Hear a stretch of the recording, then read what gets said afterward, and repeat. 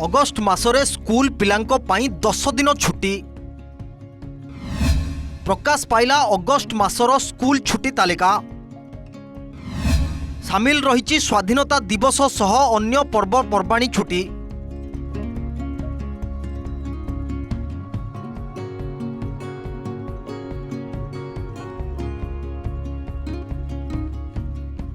School पिलामानंको पाई एक बड़ एवं खुशी खबर सामना को आसी।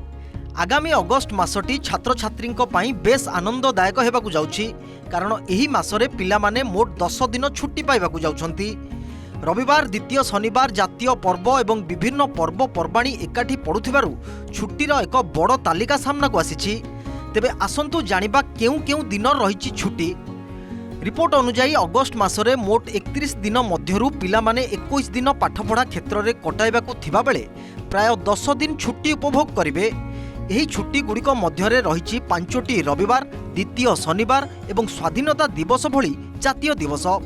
यह छड़ा बरलक्ष्मी व्रत, मिलाद उन नबी एवं रक्षाबंधन भली गुरुत्वपूर्ण पर्वगुड़िक मध्य एही मासरे पड़ुछि। तेबे आसंतु एबे नजर पकाइबा अगस्ट मासर एही मुख्य छुट्टी तालिका उपरे। अगस्ट 2, 9, 16, 23, 30 तारीख रविवार पाई साधारण छुट्टी हेउथिबा बेले अगस्ट 8 तारीख द्वितीय शनिवार पाई छुट्टी अछि। अगस्ट 15 तारीख रे रहिछि स्वाधीनता दिवस, अगस्ट 21 रे बरलक्ष्मी व्रत, अगस्ट 25 तारीख रे मिलाद उन नबी और अगस्ट 28 तारीख रक्षाबंधन पाई छुट्टी रहिबो। एहीपरि भावरे विभिन्न साप्ताहिक छुट्टी एवं पर्वपर्वाणी को मिसाई पिलामाने मोट 10 दिन छुट्टी पाइबे।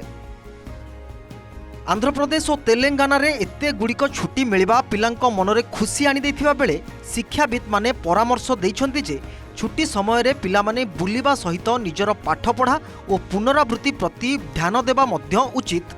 सठिक समय रे परिचालना द्वारा पिलामाने उभय आनंद एवं पाठपढ़ा को संतुलित करि परिबे। तेबे आगामी दिन में स्थानीय प्रशासन बा सरकारक पक्षरु आसिबाकु थिबा अतिरिक्त स्थानीय छुट्टी घोषणा उपरे मध्य नजर रहिबो। एही संबंधी प्रतिटी अपडेट शीघ्र निज पाखरे पाइबा पाई एबे सब्सक्राइब करंतु ओटीवी डिजिटल।